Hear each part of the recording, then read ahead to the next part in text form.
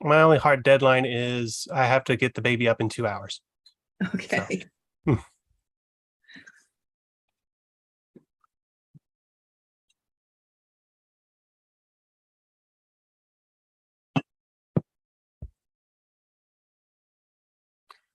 All right.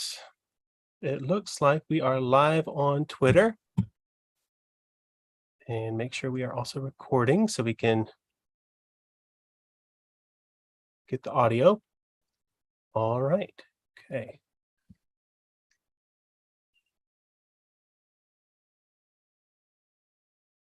All right. So I have people making it into Twitter now. So we'll give just a couple more minutes and I'll share the link with the two of you in case you want to share it anywhere. I'll put it in the chat there. That's a good idea. Can do. Hello, for those of you rolling in early on YouTube, welcome in, welcome in. We'll get started in just a minute. Just going to share the link one more time for anyone else who wants to join in.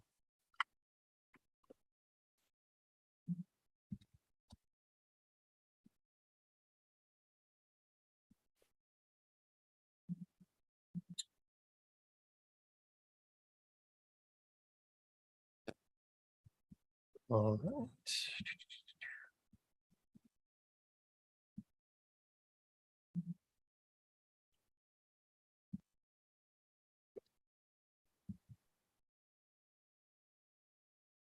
Always a little bit of a fun dance at the beginning of a live event. It's okay. I'm just putting the link. Well, I've tweeted, so we should get a whopping 1 or maybe 2 people, one of which will be my husband. So Well, that's the kind of support we all need. it is. That's like real spousal support there. All right. So I've got it out on Twitter and on Facebook. Facebook, where people who don't use Twitter go. Yep. And yet there's all these like screenshots of tweets all the time I see. It's fascinating. All right. So we'll go ahead and get started. It's a little bit past the hour, so people will roll in as they want to, and they can catch up on the recorded version if they want to later on.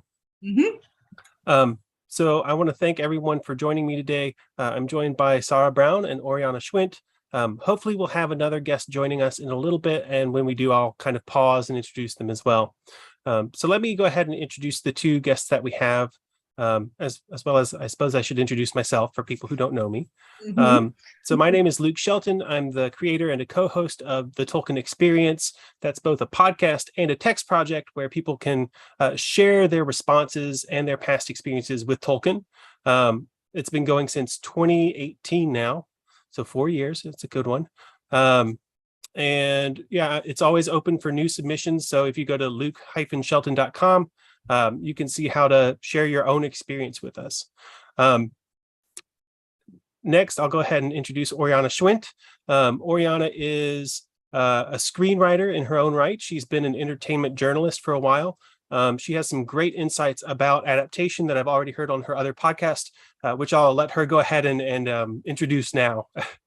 Yeah, I'm Oriana, and I am one of 3 co-hosts of By the Bywater, which is just, it's me, it's Ned Raggett, and Jared Pekacek, and we're just kind of Tolkien enthusiasts. We're not scholars in our own right, but we are enthusiasts. Long history with Tolkien. I recently transitioned from journalism to screenwriting in the last few years. I just went through the Warner Brothers television writer workshop, which is kind of a TV writer boot camp. And so, yep, lots of experience with adaptation in the TV space in particular. So excited to chat about that for a while. Yeah, great. And then our other guest is Sarah Brown, who is my co-host on the Tolkien Experience podcast, but she's also starting another exciting project that I'll let her tell you about. Hi, I'm Sarah Brown. I work for Signum University alongside Corey Olsen. And as Luke said, I'm a co-host on the Tolkien Experience podcast, along with Sarah Westvick. And the exciting new thing I'm going to be doing is, along with James Tauber, also known as Digital Tolkien, We're going to be doing a Rings of Power wrap-up with the Prancing Pony podcast. So they've been doing stuff in advance, obviously, of the drops of the episodes, but as soon as the episodes actually clunk their way onto our TVs, then we're going to be doing our analyses shows. So they will be pretty much immediate after the shows have aired. And when I say immediate, I've already been informed of the very sucktastic hour of the day I'm probably going to be up doing that because I'm in the UK. But the sacrifices one must make for fun, I guess. To quote a different fantasy series, a very different fantasy series, the things we do for love. Yes, indeed. And Sarah's actually been doing that for quite some time now because of her passion for Signum and for teaching fantasy literature. You've had to do a lot of all hours of the evening classes. Dude, they got to get you some screeners.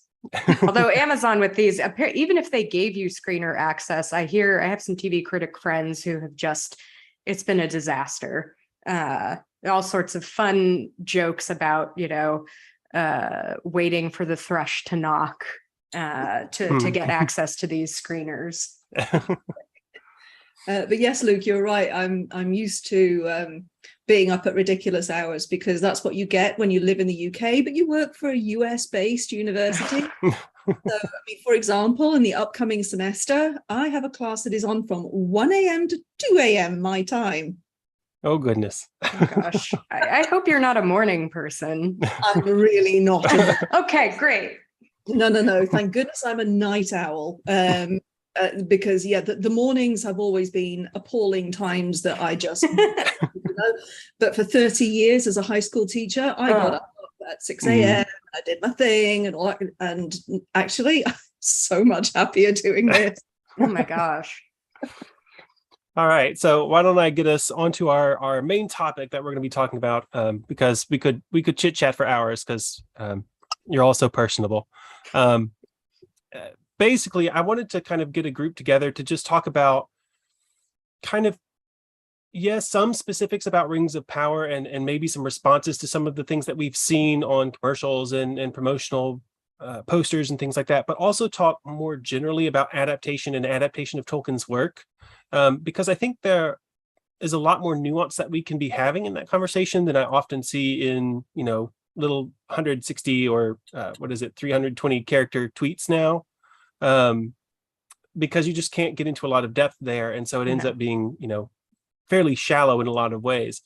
And so I guess just kind of the first question I can throw out to get us started off is, what do you think are some of the changes that are required for a visual adaptation of a text, like just across the board? So one thing that comes to mind offhand is you just can't have all the descriptions be perfectly right. You're going to have to cave in one way or the other because the image that you put on the screen is never going to be everyone's mental image. So you kind of have to use whatever descriptions you get as a guideline, but you also have to kind of create your own world to make it consistent. So are there any other things like that you can think of that making that transition from text to screen, you have to make those adaptation choices? I think for the first thing I think of is how a lot of the way that Tolkien delivers exposition, let's say, is, thinking a lot about the Council of Elrond and the character of Gandalf in particular. He's kind of an exposition machine, and it works really well in the books because he's a lore master. He's been around for a really long time. It is his business to know things and to hypothesize, on that, with that knowledge base. And you can't really have these long, like several pages at a time stories. It's very engaging in the book, but a guy talking on screen like that, people are going to check out. So you have to figure out different ways of delivering this kind of exposition. And I guess where the Rings of Power showrunners are kind of lucky in a sense is that we don't have that for the Second Age. We don't have people delivering these kind of long monologues about stuff that happened. And I think that they'll shy away from that. And that's good. That and sort of internal emotional states and this is just a classic book to TV or film adaptation. When I was making the transition to writing for the screen instead of writing prose, friends of mine would be like, look, an actor just isn't going to be able to fully do what you want them to do in terms of like, oh, she's thinking about blah, blah, blah. It's like, yeah, we really need a way to externalize this that isn't just her face, because actors are pretty good at making faces, but you generally need to pair it with some kind of action. I think they might be overcorrecting in Rings of Power in terms of like having characters become more action oriented in ways that are actually not congruous with their character. We'll talk about Galadriel later on, I think. So those are the two like really big things to watch out for. Yeah, the one I was going to add, which you did, was all the internalizing that you get, where character X thinks to themselves this, or character Y feels this. That's never going to just pick up and translate straight onto screen. So how do you actually deliver that?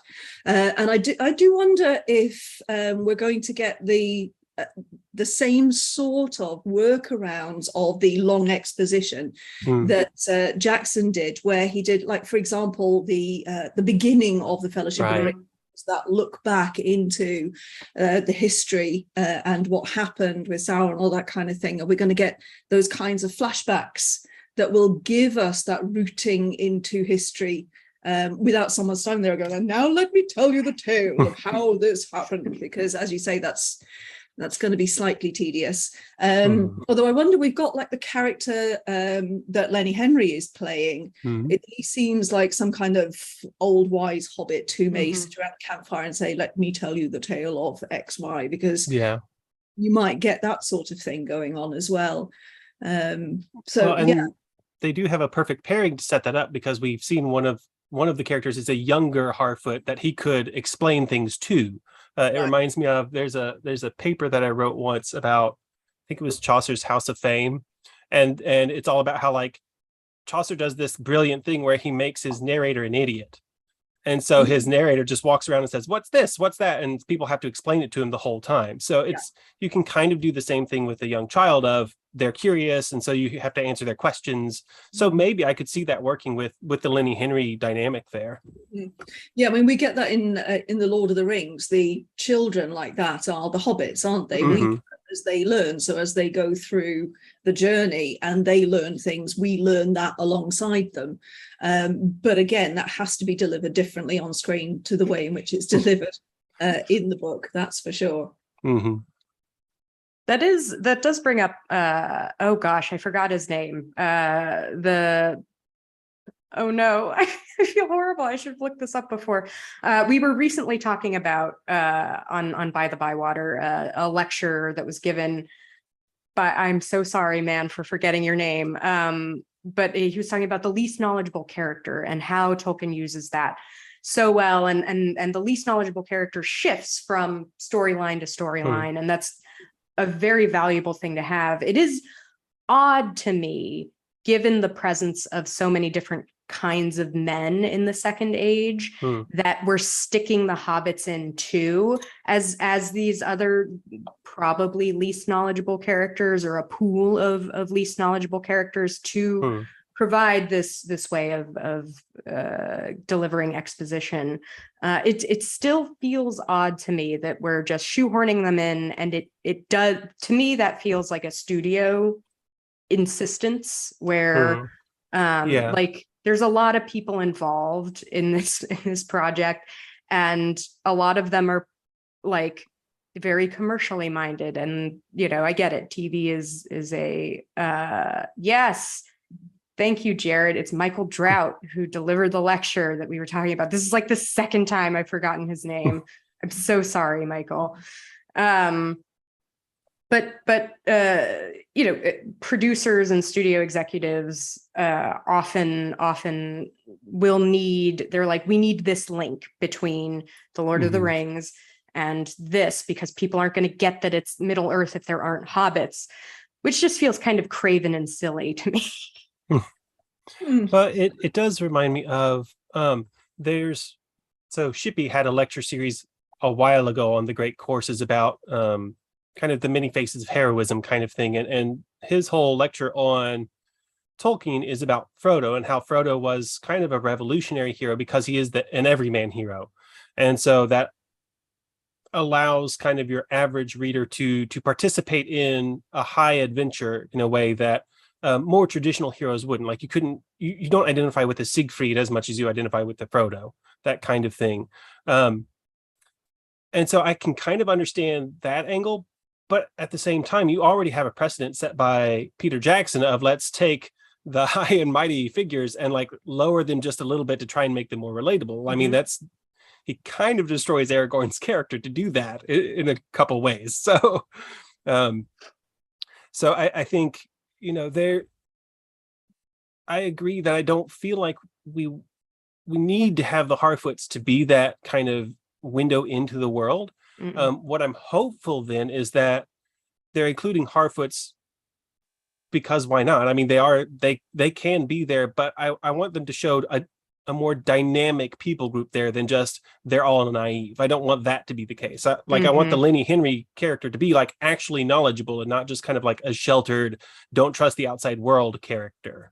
He does seem like he's coming over like that, though, doesn't he? I mean, the Harfoots are very different hobbits to the kinds we encounter in the Shire and the Lord of the Rings. They're not settled people. They're not the bucolic farmers that we see in the Shire. These are traveling people. These are they move from place to place all the time, and they're constantly shifting exactly where they settle. So these are people who are interacting with their own world in a very different way. By the time we get to the hobbits of the Third Age, we're looking at a people who are not just settled but incredibly insular, to the stage of they don't care what happens outside the Shire, don't want to know what happens outside the Shire. Whereas for the Harfoots, it's more important for them to kind of have their finger on the pulse of what's going on, because it could affect them. They don't have that security. And even, of course, the hobbits of the Shire don't realize how their security is actually. What I'm hoping for with having the Harfoots there, because I see why have we got them? Is it just simply as an anchor into this new way of telling text from Tolkien? I want them to be there for a reason. I want us to see that they are not simply, okay, the elves are doing this and the Númenóreans are doing this and the Harfoots are over here being all sweet. But I honestly think that the tiny bits we've had from them, with the trailers and stuff, it seems to me like the way in which they're presenting the Lenny Henry, put my false teeth back in, the Lenny Henry, I can't do this, Lenny Henry character, good Lord. It seems to me that he is acting nothing like the hobbits of the Shire, those innocents who are they're kind of petty and kind of small and particular, and all of those things I've said. It looks to me like maybe the Hogwarts will have some kind of dynamic narrative purpose. That's what I would be looking for. If that's really not there, that will be disappointing. Yeah, and I think like what's really got me on my guard in particular regarding the hobbits is the names. It feels so like my co-host on By the Bywater, Jared, came up with this, like, the names we've seen kind of sound like they were created via a poorly programmed online name generator. Like Poppy Proudfellow and Eleanor Brandyfoot. And it feels very clear that they kind of just took extant Shire Hobbit names and kind of did a remix where it feels like what they could have done. And I don't know, maybe they will claim to have done this and come up with Brandyfoot is have gone like to the Bree Hobbit names and, used your Tolkien language expert and kind of asked them to project back from those kinds of names and considered the fact that this is an unsettled people. They probably have different plant names around them, different flora, like, what about their environments would they use for these names? And it doesn't seem like that's been considered at all. I mean, Eleanor, that's a little concerning because, of course, we know why Sam named his daughter. Yeah. Where has Eleanor come from for a Hobbit to have that name? Exactly. Are they in contact with the Sindarin elves? Okay, you can do that. Sure. But it feels odd. Yeah. Mm-hmm. And one thing I would have found interesting is had they preserved some of the Hobbit Shire names, that would have made sense, like Proudfeet. Well, if you're nomadic people, Proudfeet could make sense. Sure. And so you kind of make that a long lineage or something. But I agree that some of the Shire Hobbit surnames just don't really make sense for a nomadic people. I want to come back to the point you were making about Aragorn, because the fact that Jackson did stuff with Aragorn's character, and you're absolutely right, he really did. And let's not get started on Faramir, because that's dude. Okay, we'll do Faramir in a minute. But Aragorn, the thing that I think Jackson was going for here, and the reason why Aragorn is different to the way in which Tolkien wrote him, is because when Tolkien was writing Aragorn as a hero, Tolkien was looking back to the heroes of the Anglo-Saxon writings. Those kinds of heroes were born to be who they were. They knew that they had, and he would have used doom, but of course, in the sense of meaning fate here, they would have known that this was their path, and this was a path they were born to, and they were following that, and they would come to the end of that path one way or the other. This is who they are. The Aragorn of the Jackson films kind of speaks to a more late 20th century hero who is more diffident, is not born to a fate in the same way. Often our Hollywood heroes fall into being heroes, or are heroes despite themselves, that sort of thing. And I think that might have been what he was trying to do, was to go for a more recognizably 20th century hero type that speaks more to what we're used to in a hero now. Whether that's the right call or not is a whole different thing. But I think that was the reason for some of the differences in Aragorn's character. I don't know. What do you think? I do think that narratively, a character, the original sin, I think, with the Peter Jackson adaptation of Aragorn is that, and I think, again, some of this probably came from the people holding the purse strings, where they were like, well, we need like a hot, manly action hero as like our protagonist. And it's like, no, he's not the protagonist. And it's like, we don't care. We need to put someone on the movie posters who doesn't look like Elijah Wood. Like Elijah Wood is beautiful, but he's not going to sell tickets. And so I think what they did was they were like, okay, a character who is offered the choice of not being the king or being the king is a little more narratively satisfying, let's say. Whether that actually is more but the perception is that that's a more satisfying, more narratively dynamic thing to do with the character. And I think that is, and again, we can debate whether that actually works, is good. I think that's the motivation there. And I'm really concerned that they're going to kind of Aragorn Galadriel Hmm. That's like my main concern with the Amazon series is taking a character and turning her into an action hero. We have to remember that Galadriel was a warrior. She fought in battles. She fought at the kinslaying against Feanor, her own family.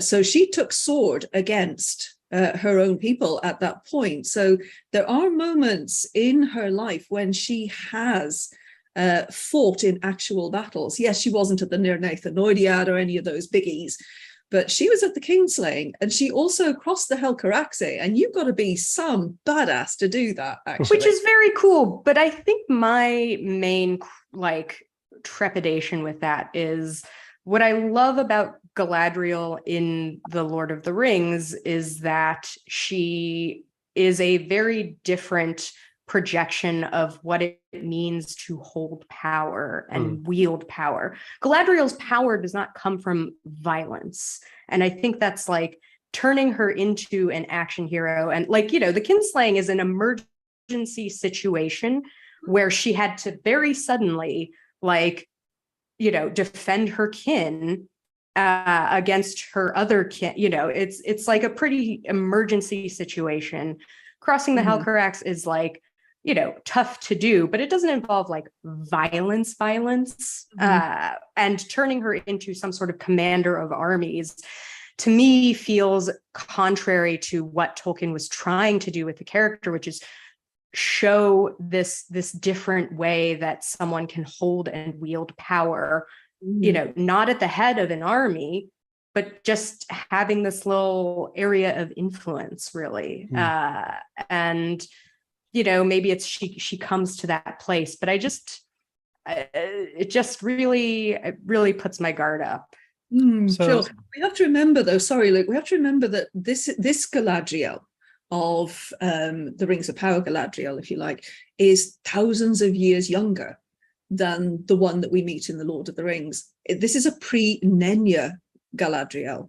This is a pre-wisdom Galadriel, actually. This Galadriel is the one who told the Valar to get knotted, that she wasn't coming back. She had other things to do. And it says in the Unfinished Tales that one of the reasons why she said nah is because she wanted her power. She wanted her own space to rule.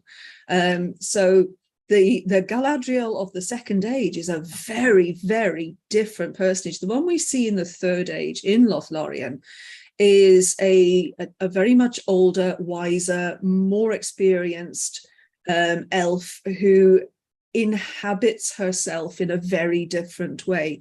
She has a great deal more dignity. That power that she wields is not the power of the sword. It's the power of understanding what it is that must be done.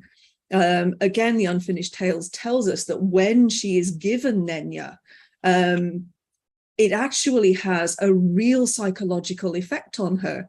It makes her long for the sea and long to go back into the West, but she knows that now that she holds Nenya, now that she holds finally power that she longed for, she actually has to be responsible with it and use it in the way that it's meant to be used. And she has to do that for a very long time by the time we get to her in the Third Age. So I wonder, I get the concern about Galadriel, warrior princess. I get that. I just wonder if what we're going to get is the Galadriel of thousands of years earlier, who has different motivations, different concerns, different desires, and a whole lot less experience. I don't know.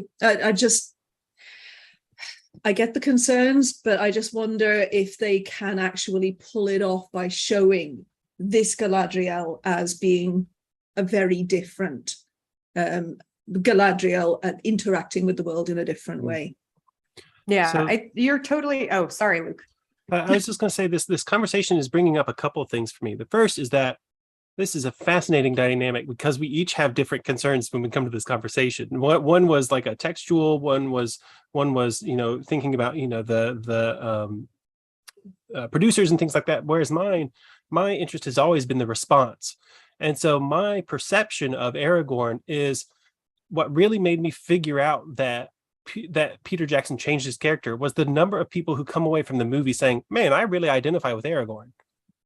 Whereas when you're reading the books, most people go, man, I really identify with Frodo or Sam or Merry or Pippin. And it's, we're on the level of the hobbits with the books. And the men and elves and Maiar are like above our pay grade at that in the books. It's like we're just kind of watching them do their cool stuff. Yeah. Good and so really that's where my entry point into that conversation is just the different impact those changes have on the consumer of whatever media we're talking about. But then the two of you having this conversation about Galadriel, I'm getting flashbacks of some of the conversations surrounding Wonder Woman when that movie was produced, about how her version of strength was not to kill. It was not to violently harm people. It was to have the lasso of truth and make people tell the truth. And it was a more passive, but just as passive is the wrong word. It was a less violent, but just as important power that she wielded. Now, of course, I think we have a very large distinction to make here because we have kind of a lot more history and growth of character to work with than I think in the DC universe they have. I'm not saying that Wonder Woman isn't a dynamic character, but she's not thousands of years old. So yeah, I don't know what to make of those connections yet. It was really striking me that it kind of sounds like I totally understand being connected to a character that we've seen, but at the same time wanting to explore new aspects of that character. And how do we do that in a way that kind of honors and respects the previous iteration in a way? Yeah. In addition to, it's so funny to me, given Tolkien does have, misogynistic tendencies that have revealed themselves in various ways in his work, but yet one of the things I loved the most about Éowyn's arc is that it isn't about a woman who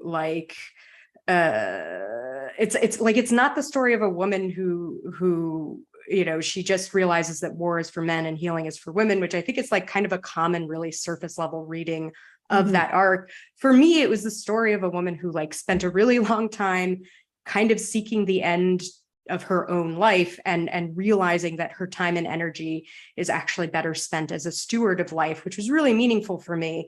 And I it's fascinating that we can see it maybe a Galadriel who goes through not the same arc, but maybe a here's what I think power is,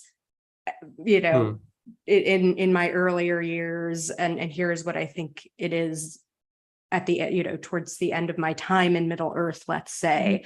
And that can be really interesting. But I really hope that the makers of the show have been really cognizant of that question of what is power and what does it mean to the people who are wielding it in this world. And I'm just kind of concerned that everyone was a little too, Game of Thrones did it this way and people loved that, so let's kind of talk about it in the same way.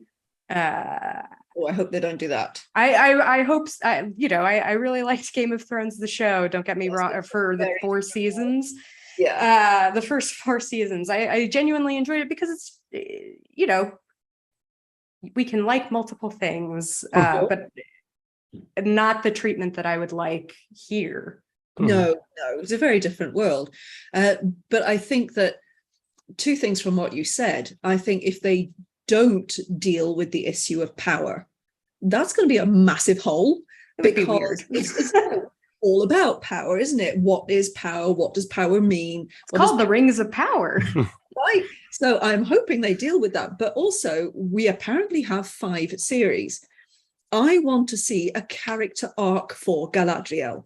If she's going to start off with the sword wielding badassery in season 1, I want to see her understanding power and becoming something different by the end of season 5. If we don't get a character arc, if she's still the same Galadriel in season 5 as she is in season 1, that will be very disappointing. And obviously, I have no idea where they're going in terms of, okay, season 1's going to do this, season 2 is going to do this, or anything like that. But there should be, in 5 seasons, there should be plenty of room for character development. And I want to see her moving towards that wisdom and understanding that we see in the Third Age. So that is something I will be looking for. And it is one of the things that they've done, and that this is just kind of the way that streaming TV works now, is the entirety of the first season and almost all of the second season were written before they shot the first season, which is kind of a problem for a lot of reasons. The main one being you aren't seeing how your cast is interacting with each other. And that can provide you a lot of storytelling avenues that you just don't get. And I think that's kind of, I'm hoping that, everything turns out great anyway, but I don't know, man. Like, because what if in the shooting they discover things about Galadriel and her arc and the way she interacts with certain characters that just like that, well, we already wrote all these scripts for the next 3 years, so sorry. Interesting thing. I mean, how dynamic is it with the screenwriting? Can go on and think, well, actually we want to do, and then go to season 2 and go, we need to tweak this, we need to would they do that? Is that a thing? It depends on how far along.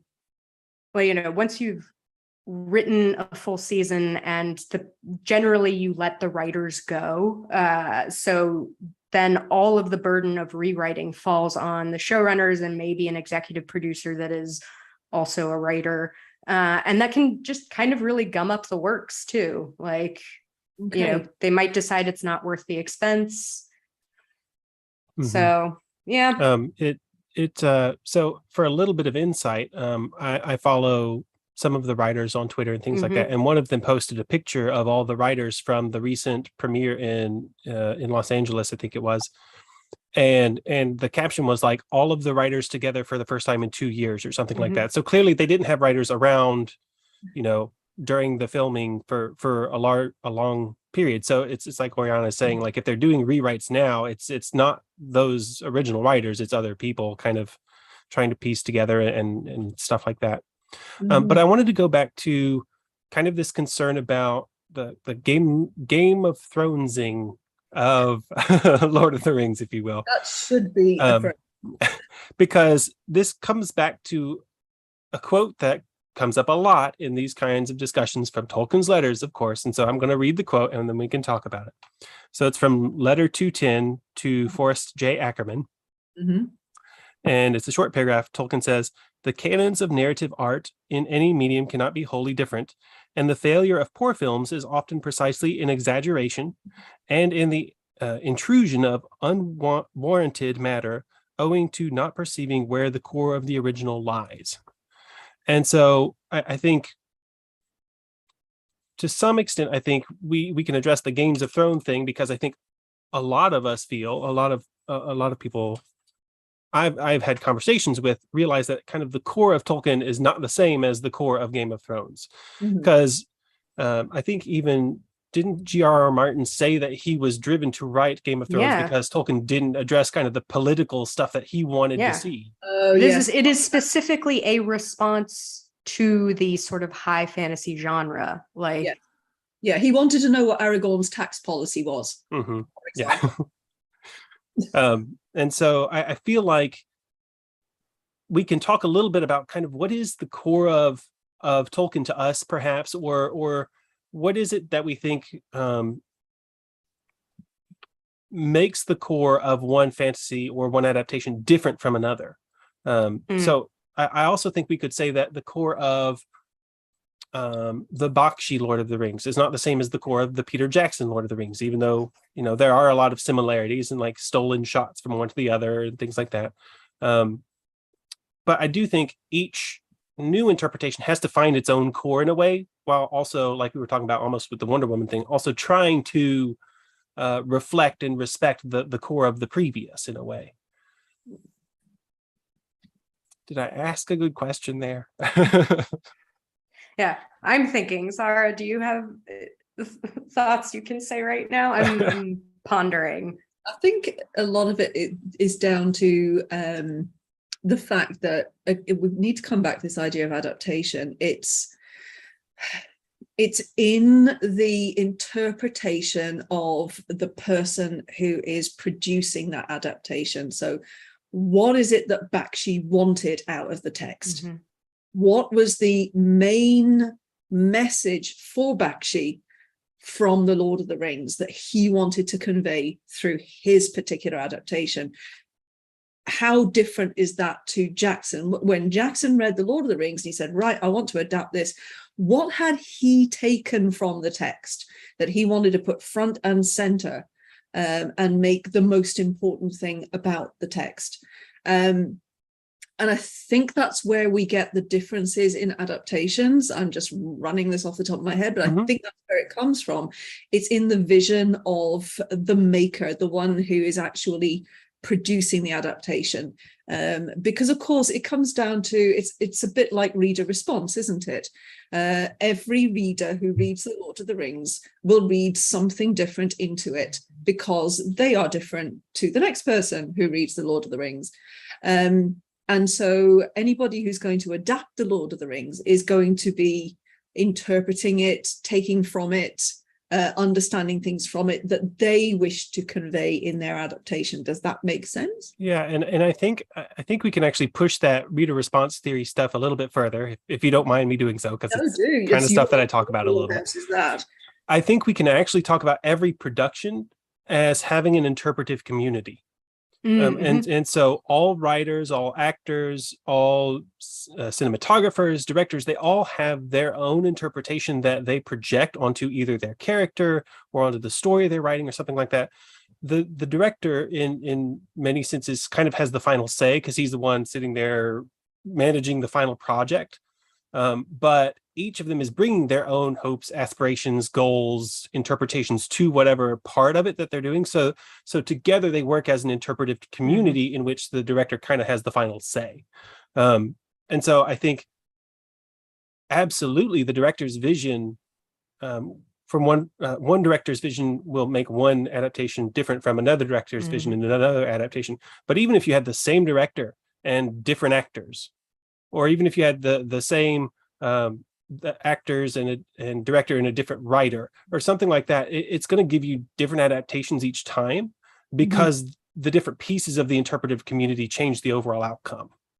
That makes sense. And this is where like television is a very different beast in particular, where actors often end up as the sort of guardians of their own characters simply because the way television is produced is very different from a film. Like they're both extremely collaborative efforts, but you've just got a lot more people involved and it's sort of a rotating door. So like J.A. Bayona directed the first 2 episodes of The Rings of Power, but other directors came in after to sort of ape the tone that Bayona set, basically. And like the point of TV directing is not to put your own sort of spin on things, it's to kind of keep the train running.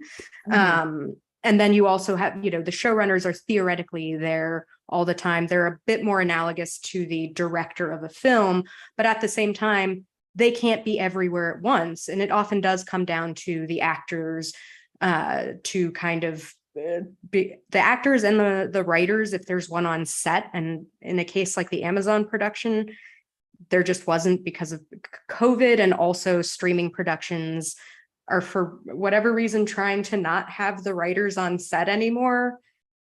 It's great. It's super fun. Yeah, I've got thoughts. but it is this like stew that can throw a lot of wrenches into any adaptation, and you can have a lot of competing visions that just kind of continue because we just have to keep shooting and we just kind of have to keep going. Like, the director may think, we'll just keep going with Galadriel. The director might think Galadriel should do one thing and the actor is like, no. So they shoot it two ways. Who ends up deciding? It's usually the showrunner, but sometimes there's a studio exec. So like, there's just all sorts of possibilities for like whose vision is really coming to the screen. Anyway, it's weirdly complicated. Yeah, and it reminds me of talking about the actors kind of taking on the responsibility for characters, how a lot of kind of longer running series, if they what they'll end up doing, and especially Star Trek Next Generation did this a lot, the actors will then come back and start directing episodes or things like that.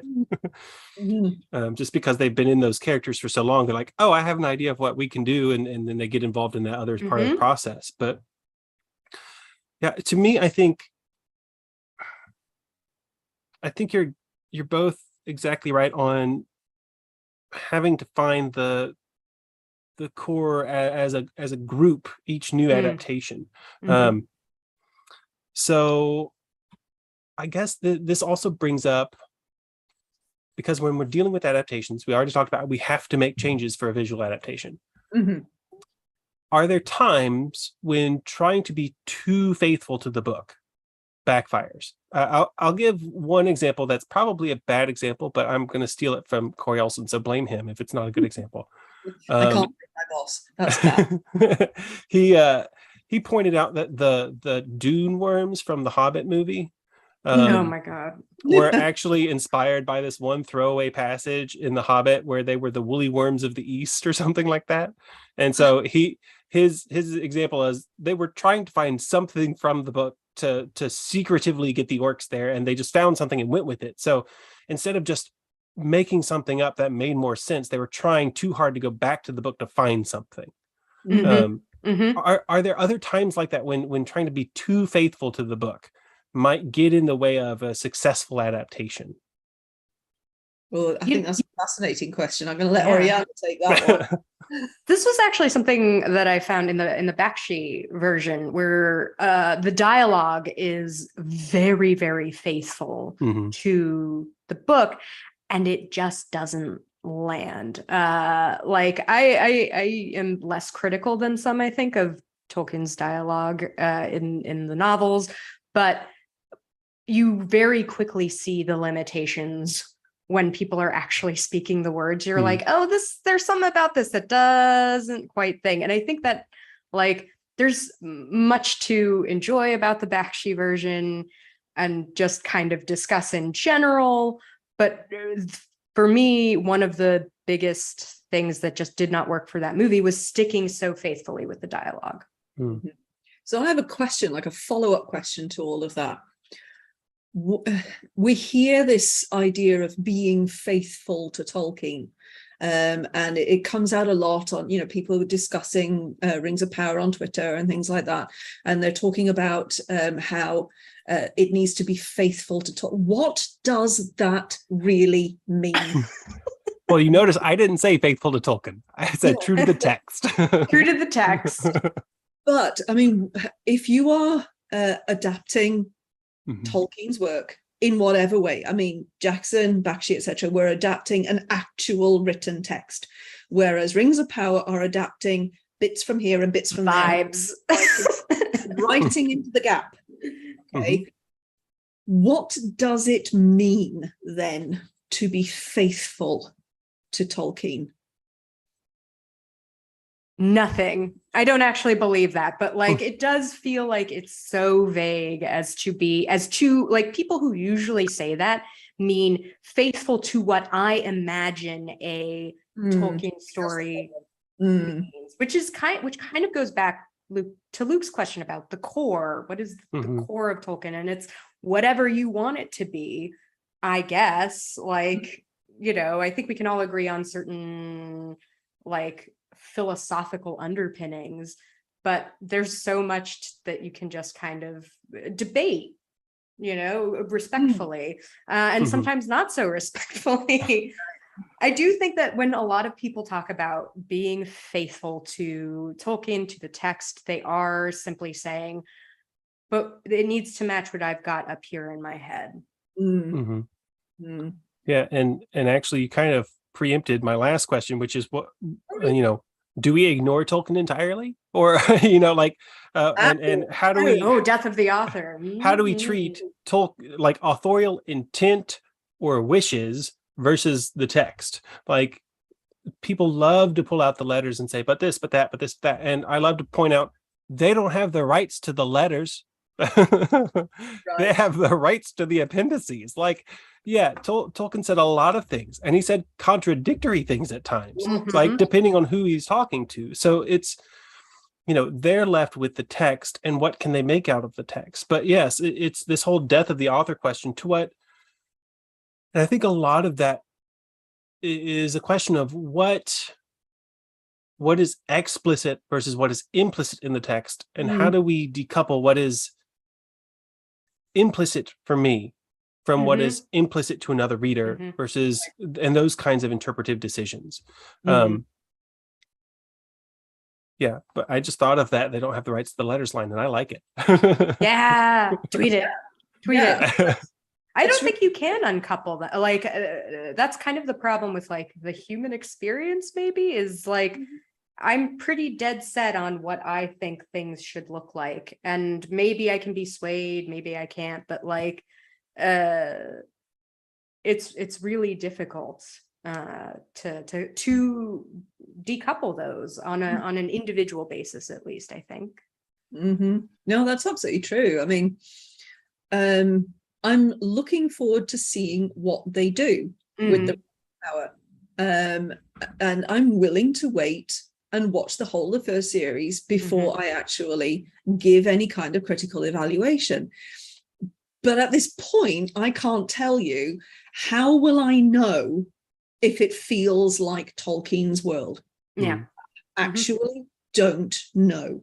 And I think that's because it's such a combination of many things, which includes, okay, if you're going to take a character who actually exists, I want to see what you do with that character. And if you make that character Faramir, do some bad things with Faramir, I am not going to be happy about that. If you're going to make up characters, they need to fit in that secondary world and be there for a reason. They need to be there for a purpose, and not do stupid things like make Farazon a nice guy, that kind of thing. But what does it actually mean to me to watch it and go, yeah, that feels like Tolkien? At this point, I really couldn't tell you, and I don't think I'll be able to tell you until I watched it and said, yeah, it's this and this and this that makes me feel like it is or isn't Tolkien-esque. But you're right, Luke. We can't just go with, well, Tolkien wanted this and Tolkien said that, because Tolkien said a whole lot of contradictory stuff. I mean, if we want to, get started on all the contradictory stuff he said, we'd be here for another hour. I'm not saying that we utterly ignore the author, because the author did produce the text, and look at that text and adapt that in such a way that at least recognize the secondary world building that went on. But on the other hand, we can't just go, oh, well, Tolkien said this, so we must do that, because that doesn't work. I mean, for one thing, it was published in 1955, The Lord of the Rings. Well, things move on, things change, cultural ideas change. So there's all of that's got to play in. And the other thing is that I'm hearing a lot of on Twitter of people saying, it's got to be faithful to The Lord of the Rings. And like, whoa, dude, no, it's not The Lord of the Rings. It's absolutely not The Lord of the Rings. It's Second Age. And they have only certain rights, which means that they're going to be writing into a lot of gaps. So again, what is it going to mean to be faithful? And I don't have an answer to that. I really don't. Right. Outside of really big, again, philosophical underpinnings where like, the Lord of the Rings and the stories from the Second Age are intrinsically anti-imperialist, anti-fascist. Like that's just kind of like baseline. So you can't like say it's cool and good that the Numenorians become a slave empire, like you can't portray that as a positive thing. That would not be faithful to Tolkien, I guess. But outside of that, I'm not really sure. Like, I totally agree. Wish I had the answer. I'd phone up Amazon and say, you really need to hire me. I have all the answers now. You're going to make everybody happy. So this also makes me wonder about, to steal an old theory for literary criticism, the anxiety of influence of like one adaptation to the other. So like, we know that there are some scenes from Bakshi that influenced Jackson because he's kind of come out and said it. Some are shot, so yeah. Right.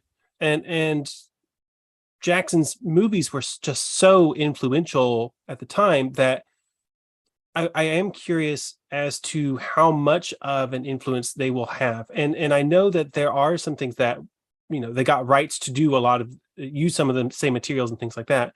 But for instance, I don't know what you do to depict the scope of Middle Earth if you don't do a bajillion panorama shots like Jackson does. Right. Like I have friends every year that do a drinking game marathon, and every time there's a panorama, you have to take a drink of your beer, and no one ever makes it. Like he does panoramas all the time. Amazing. Because how could you not? It's New Zealand. Right.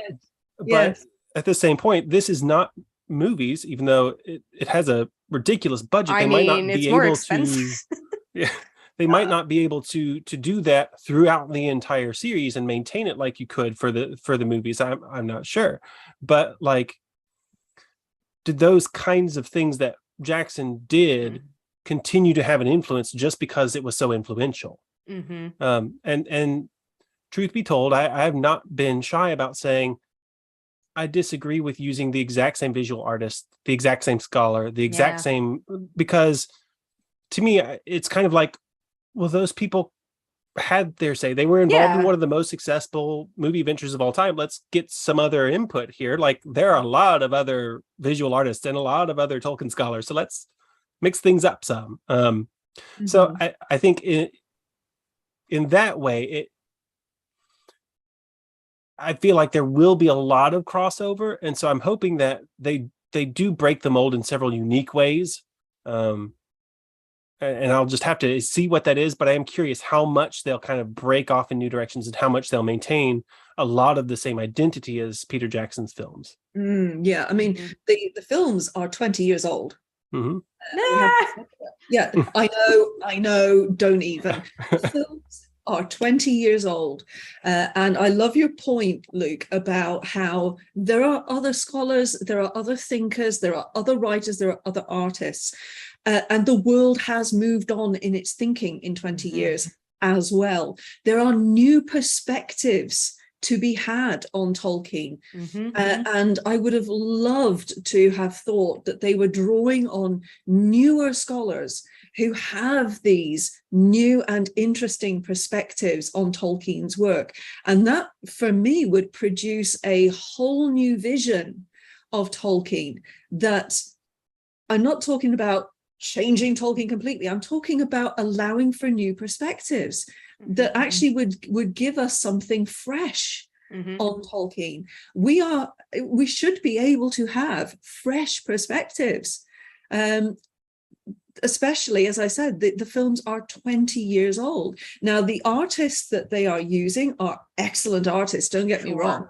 They are superb artists, but there are some amazing artists now too, whose perspectives and visuals of Tolkien's world would give it a little bit of a fresh outlook. Zhuzh it up.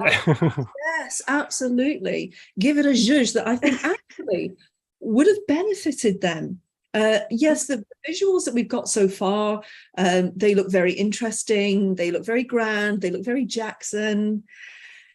Let's see what happens with that. But it would have been so thrilling to have heard that they were working with new academics who could give them different ideas about how to read the action, the narrative, and the characters. I'm with you. By the way, I'm here. Amazon, give me a call. Give me a call. Dude, that was one of the reasons I like transitioned from journalism to screenwriting, was like, oh, what if I could write for the Lord of the Rings show? Wouldn't that be cool and interesting? And that is not going to happen for a variety of reasons, especially at this point, I think. But I do hope it's good. I would love for, I love liking things. Yes. There's nothing I like more than liking things. Yeah, no, I am really looking forward to it. I really want to see what's happening. One of the things I'm excited about is the idea that it will bring new people to Tolkien, just like the Jackson films did. We had so many people who actually came to Tolkien's writing. Thank you, the Jackson films. And I had somebody ask me on Twitter a very good question yesterday or the day before, which was, well, didn't the Jackson films fundamentally change the way in which you read Tolkien? So you open The Lord of the Rings and you see Frodo as Elijah Wood. I said, well, yeah, that may well be the case, but it doesn't change the text. Yeah. It's still Frodo's 33rd birthday at the very start of the text. He's still 50 when he heads out on the road, so even if you're visualizing Elijah Wood, who, bless him, was 19 when he started. I know, a baby. To me, that doesn't really matter. What matters more is you enjoyed the films, you want to read the books. I am here for that. It's great. That, absolutely. And if the one thing that Rings of Power does is it brings more people to reading not just the Lord of the Rings, not just the Hobbit, but diving into the appendices and the unfinished tales and the History of Middle Earth series and all of that extra stuff that is out there, so they can really bury themselves in the lore of the world. I just say yay to that. That's what I would like. Oh yeah, and engage critically with the material too. Like, I love the material, but I can also like look at things and go, okay, what are we doing here? What is this? What are we? What's happening? Why? Okay, like, why did he do this? What purpose does this serve, etc.? Like, I would love for more people to do that. I'm one of the. I had read the series just before the Jackson movies came out. I was like, when I was like 12 or 13. Oh, shush. And the movies came out relatively quickly after I had read it for the first time. So I imprinted on the movies really, really well. Like, so I am one of those people. I open the book to reread, and I do see a lot of the visuals. And part of that is because I have that thing where I actually can't form pictures in my mind when I read. Yeah, some people really. And so like, it's actually extremely helpful for me to have those images to pull from. Like, yeah. Yeah, this conversation is bringing up a lot of things for me. It reminds me, I was having a conversation with, I believe it was Diverse Tolkien, who was talking about discounting the movies or discounting the audiobooks and preface for the text itself is inherently ableist, because not everyone can approach the text in the way that the prescriptivists want them to. And so using the movies or an audiobook as an aid to help understand or comprehend the text is important. And you can also think, for every person who had their reading influenced or changed by the movies, well, there's probably also a person who came to the book that wouldn't have come to the book without the movies. There's probably also a person whose reading was very much set in stone prior to the movies. So no, it in fact did not change. Like for me, I was about the same with you, Oriana. I think I was 11 when I first read the books, and the movies came out shortly after. You already knew that, Sarah. I know. I just know I'm the old one in the room here. But Wisdom. like I already had my characters cemented. So like the only one for me that kind of blends is Ian McKellen, because I mean, how could it not? But but all the others, I don't picture Elijah Wood as Frodo, mostly because like Elijah Wood has like anime eyes and my Frodo they're doesn't. huge. Just Yeah. So like there are a lot of ways in which my reading is still very much my own, and a lot of ways in which, yeah, Jackson's reading has influenced my reading. But guess what? So has every other reader that I've ever talked to about the stories. So like one of my favorite things to talk about is how when I first read The Lord of the Rings, I was afraid of Tom Bombadil. Like, because Gandalf said, don't trust anyone. And here you got this guy who comes, takes him out of a magical tree, puts him in a magical house where they're having nightmares. Why would I trust this guy? He's taking the ring, he's putting it on. It seems to not make a difference to him. Like, this guy is too strong to be a good guy. Like, I didn't trust him until he put them back on the road and said, like, good luck on your adventure. I'm gonna walk away. You know? And then it wasn't until great I talked tension there. Yeah. It wasn't until I talked to other people about like, oh, like he's supposed to be like a natural spirit good guy. It's not supposed to be like, is this a mugger on the highway? Or like, so naturally I just kind of over time shifted my perspective, but that was very much my own reading to begin with. And so I don't think we should lambast one adaptation for interacting with people's interpretations any more than we lambast other people for having their own interpretations. And I love your point about it being ableist. That is absolutely true. As someone who spent 30 years as a high school English teacher, I will tell you that if there was an audiobook available for a text we were doing, I was highly recommending that audiobook. Because audiobooks are absolutely excellent for accessing the text. And the argument that the film could change your visualization of what you are reading, you'd have to put the same then to the audiobook. You know, the first audiobook of The Lord of the Rings I listened to was Rob Inglis. So surely the characters and the way in which he voiced them is going to affect the way in which I hear them. Maybe. Does it matter? Right.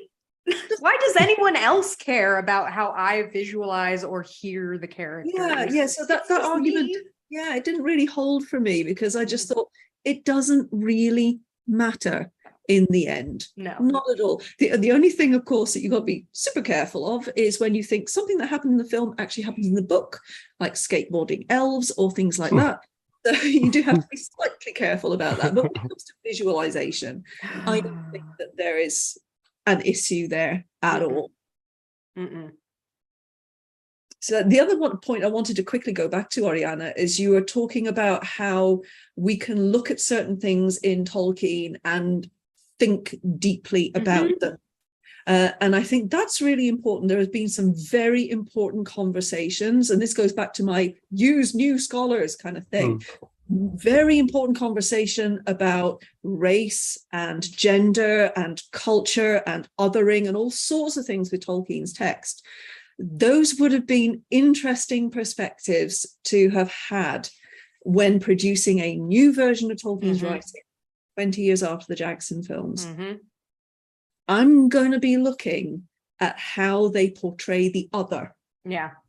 And that to me will be very, very interesting, because a lot of what Jackson did was problematic in how he portrayed the other.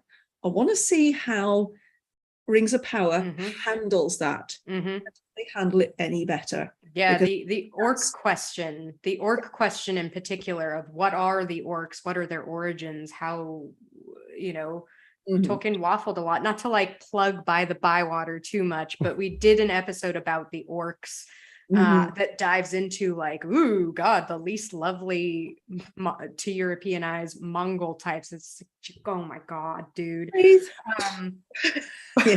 But, Tolkien himself waffled a lot on what the orcs actually are. Are they beasts? Do they have like animating spirits? Like what? And the question is never fully settled, but it seems like the Amazon series is going to deal with that in some way, and I'm a little curious to see how. They do, yeah, absolutely.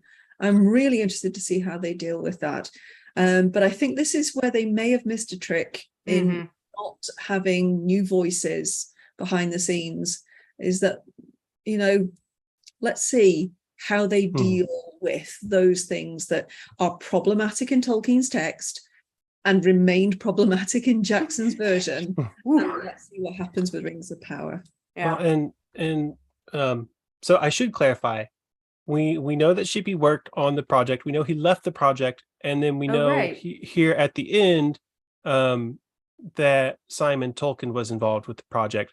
Yeah. We don't know when Simon came on board, what his role was necessarily, and we don't know if perhaps there was a different scholar brought on board after Shippey who has not been publicly recognized or something like that. So they could have had other scholars, but we're discussing about things that we know publicly. Yeah.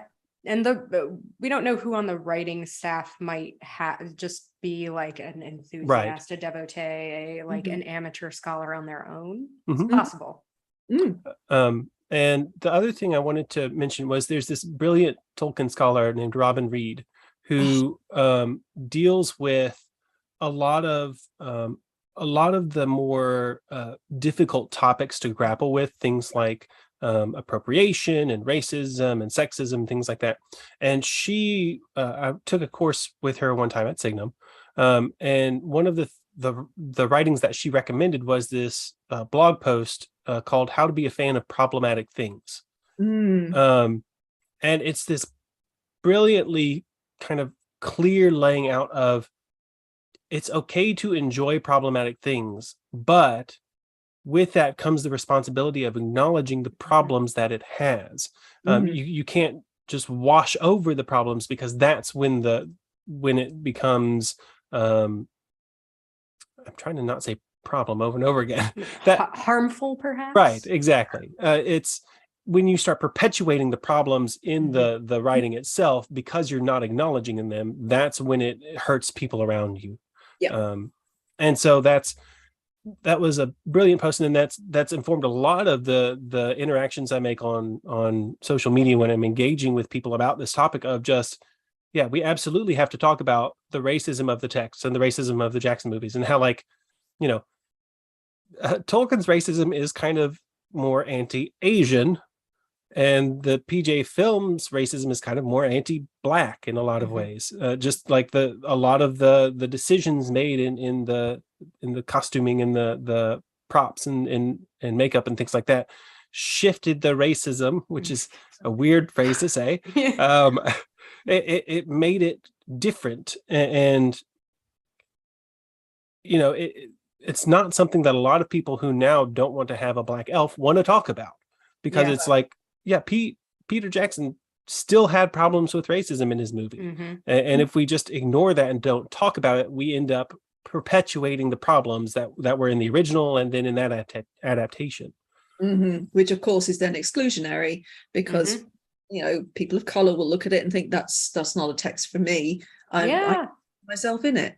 And that's a sad thing, actually. And again, that's why it's important to have a more up-to-date perspective on Tolkien than the 20-year-old set of films.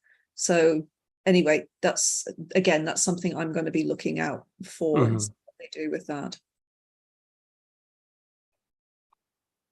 Fantastic. So I've gotten through my 4 questions, and it was enough to get us through an hour and 20 minutes. Awesome.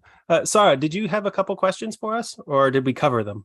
We covered them, actually. I was really interested in, what does it mean to be faithful to a text or to an author? Because I think that's a really, really tough question. But it is one that is getting bandied around on social media a heck of a lot. And I just, I wanted us to point out, which is what we did point out, which is that is almost unanswerable as a question. So we kind of covered everything I was hoping. I mean, I think being true to Tolkien is just honoring those wedding vows that you made to him, just really sticking with him through thick and thin, sickness and health. I've been cheating on him with Le Guin. Sorry. Oh, don't get me started on Le Guin. I love her stuff. I've been on him with Terry Pratchett for a long time as well. Boy, you're in a triad. Yes, I know, but it's a fun one. I there was a very, very prominent Tolkien scholar who was giving a talk about who was taking on the mantle of Tolkien, and it was at a very, very big conference. I think Sarah knows what I'm talking about. Mhm. And his 3 people that he said were going to take on the mantle were all men. And I just want to stand up and be like, what about Ursula Le Guin? Right? Come on. No. She's right there. By any chance? Yeah. Gosh. Yeah. But yeah, I love Le Guin, and she deserves all the props. And I'm also excited for the adaptation that's going to come for her Earthsea series, hopefully before too much longer. the good one, the real one. Yeah. Not like the last one. Yeah. Look, we all make mistakes, I guess. The last one where Ged's like a surfer dude or something. Vancouver surfer boy. And budgets are hard. another person who I think is in the running for taking the mantle of Tolkien would be someone like N.K. Jemisin. Oh Yeah, very true. Oh yeah, there's the Stone Sky, like that's been in development for a long time. Yeah. What's happening? Come on, guys. Let's go. Yeah, let's get on with that. All right. So, Oriana, did you have anything else you wanted to talk about? Oh, I had like a whole thing about the Game of Thronesification of Lord of the Rings real quickly, which was I like just finished reading this book, The Dawn of Everything, A New History of Humanity, which is David Graeber and David Wengrow. And in it, they talk about how we kind of lack the language to talk about societies that don't have the kind of hierarchies we view as endemic to humanity. And I promise this is relevant.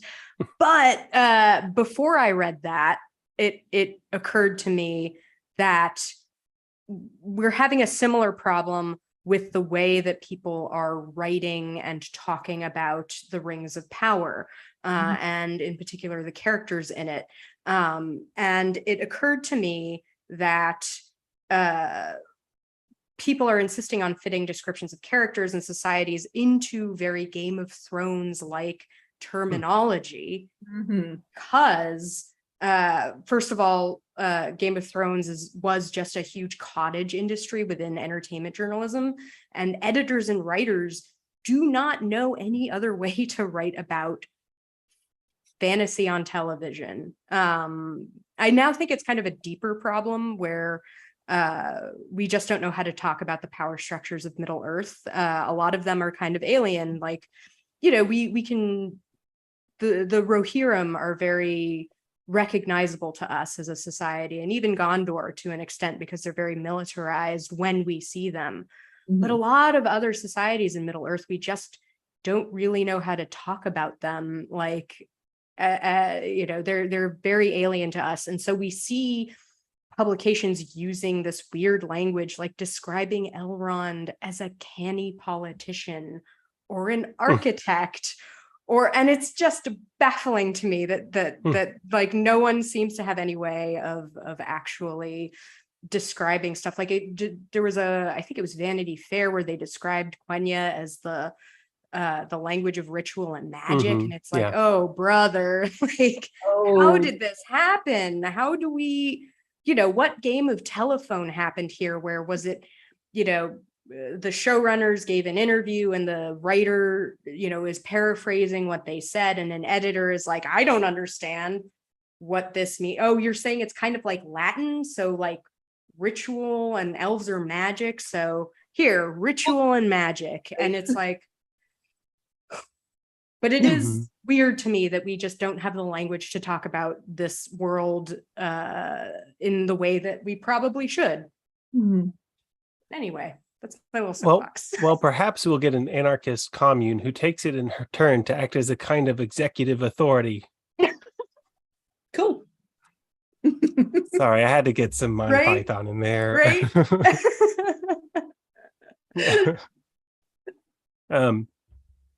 And then I guess I had avoided bringing this back up because I imagine it will be a good final tangent. But Faramir, did we want to wrap up by talking Oh, about God. Faramir? Do we have 6 hours? Yeah. Okay. Oh, my boy Faramir was done dirty in the Jackson So film. dirty. Oh, So dirty. man. I know what justification they gave for having Faramir actually tempted by the ring. The idea that they'd spent all of this time building up the ring to be this thing that nobody could actually resist, and then along comes this guy who says, I would not touch this thing if it lay by the wayside, and they thought that it would ruin the whole thing, but instead they ruined Faramir. My boy. They massacred my boy. They did terrible things to Faramir. Oh, go on, I'll let you speak, Oriana. No, that I just agree with you completely. It was just such a bummer. And again, I understand the reason. That doesn't mean I have to like it. Like, No. yeah. Hoping we don't see more of that. The other character change that is still uneasy for me is Gollum. Like, I understand the split personality thing. Like, I understand how you do that visually to like interpret like his internal struggle. You're externalizing it so the audience can follow it and everything. But every time I see it, I'm just like, Gollum doesn't have multiple personality disorder. That's and even if he did, that's not how this works. That's not how any of this works. Like, it just, yeah, that one. Like, I think it was a brilliant decision in the moment to try and convey that to an audience. Yeah. But at the same time, I wonder if they hadn't made that decision, could we have made kind of a more subtle and complex character? Right. That's not just him kind of doing a panto about his feelings every 5 seconds and swapping back and forth. You wanted subtlety in a Hollywood blockbuster? Come on, man. I think apart from the Faramir done dirty, the other change that Jackson made was Frodo sending Sam away on Cirith Ungol, which broke my heart because no. It's about friends. Right. Like, they're the core relationship. They are the core relationship. The one thing that would never have happened is one, Frodo sending Sam away, and two, Sam going, okay, then I'll leave. Yeah, that's no. I can even just about put up with elves at Helm's Deep. Oh, that was going to be mine. but no, Frodo sending Sam away on Cirith Ungol was a no from me. Yeah, it is one of those where it's like, oh God, you're trying to like introduce conflict where there doesn't need to be further conflict. We already have enough conflict here. You're Especially selling to Shelob's lair. Yes, it's a hat on a hat. That's the like, industry phrase for it is it's a hat on a hat. Right. All you need is one. Oh, I love that phrase. I've not heard that one before. What if it's one of those hats that's an umbrella on top of it? But I want to put it on top of my hat to protect my hat. You could do that, and people would make fun of you for it. Of course. Yes, rightly so. So I have to admit, my biggest holdup about the Jackson films when first seeing them did not involve a sentient character. It involved Caradhras. So just how they made Saruman responsible for the snows on Caradhras, that was a no for me. I actually yelled no out in the theater. Yeah, because animism is actually one of the really important ways in which the legendary world is working, and it took the malice of the mountain away and gave it to a magician. Yeah. No. Well, and apparently, subsequently, someone has told me that in one of the commentaries, Jackson had said that Saruman's actually chanting to wake up Karadras or something. And my response to that is, well, that didn't come across. So No, not at all. Oh, that's come on, man. Whatever. Nice try. Nice try. No sale. Exactly. All right. Yeah. So I don't think we have any other questions from the chat. Did we touch on everything that we wanted to touch on as panelists? I think so. So Think it was a very fun conversation, and I thank you both for being here so much. Well, thanks for organizing it, Luke. yeah, this is fun. A fun little And, midday. Oriana. Yeah. And we don't have that much longer left to wait to figure everything out. Only like, what We'll is it, see. 3 more weeks? Something like that. Oh my God, yeah. It's weird. All right. So I Very hope you both have a good rest of the day. And for all of those of you who were watching live or watching the recording, I hope you also have a good day. Feel free to check out Oriana's other podcast, By the Bywater. Check out Sarah Brown's other podcasts. You're going to have to remind me the name of it. Prancing Pony Podcast. And it'll Prancing be the Pony Rings of Power Roundup Rings of Power Roundup. Okay. by the Prancing Pony Podcast. And then, of course, the Tolkien Experience podcast. Again, thank you so much for joining us. Thank you. Thank you.